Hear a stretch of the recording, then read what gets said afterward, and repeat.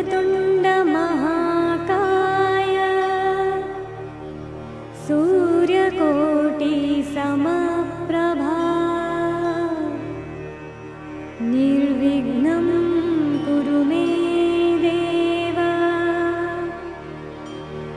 सर्वकार्येषु सर्वदा सर्वकार्येषु सर्वदा।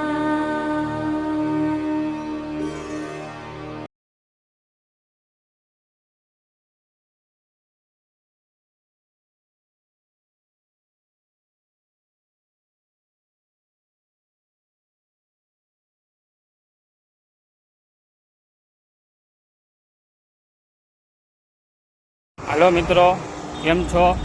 मजामां? આપણે આવી ગયા છીએ રમાનાથ ધામ મંદિર ગોંડલ. તમને બતાવીશું બેક સાઈડ દ્રશ્ય. અહીંયા આવવા જેવું છે, બહુ મસ્ત મજાનો નજારો છે. તમને ચાલો હું બતાવું. આ છે મંદિરની સામેની સાઈડ ગ્રાઉન્ડ, તમે જોઈ શકો છો. ચલો આપણે મંદિર તરફ જઈ રહ્યા છીએ. આ નીચેનો ફ્લોર છે. હવે આપણે ઉપર મંદિર તરફ જઈ રહ્યા છીએ.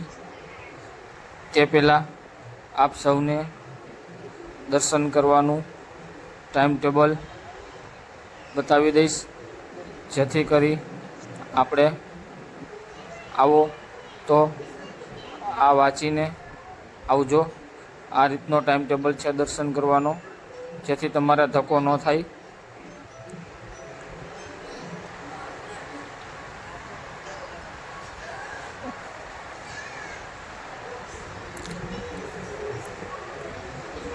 ચલો, સામે મંદિર દેખાઈ રહ્યું છે. મને દૂરથી અંબાજીમાની મૂર્તિ દેખાઈ રહી છે, અને આ બહાર બેસવા લાયક જગ્યા છે.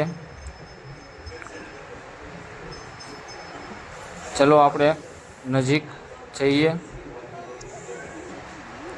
ચલો, ફાઇનલી આપણે અંદર પહોંચી ગયા છીએ.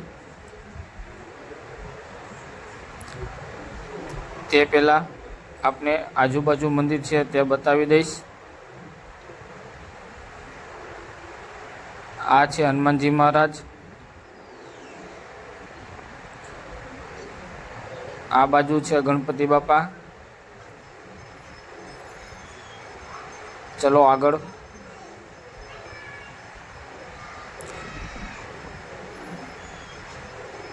આ છે કમળાદેવી.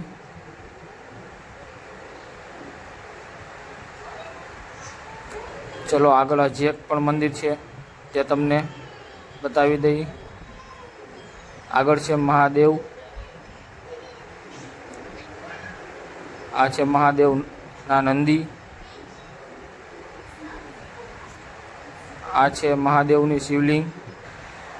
ચલો ગાઈસ, આપણે ફાઇનલી જેના દર્શન કરવાના છે તે અંબાજીમાની મૂર્તિ બતાવી દઈશ. તમે જોઈ લેજો, દર્શન પણ કરી લેજો. અહીંયા ફોટોગ્રાફી કરવાની મનાઈ છે, એટલા માટે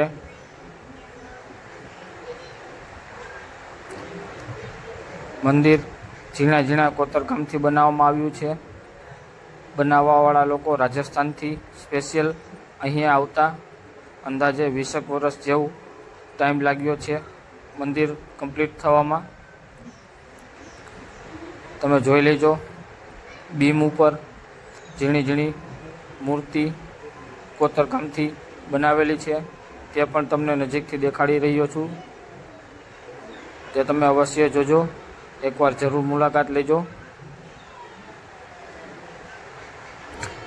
આ મંદિરની બહારનું દ્રશ્ય છે.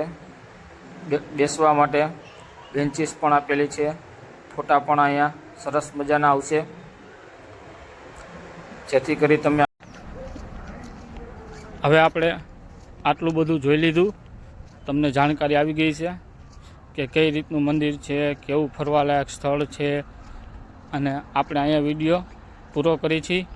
અમારી ચેનલ લાઈક કરજો, સબસ્ક્રાઈબ કરજો અને શેર કરજો. Thank you.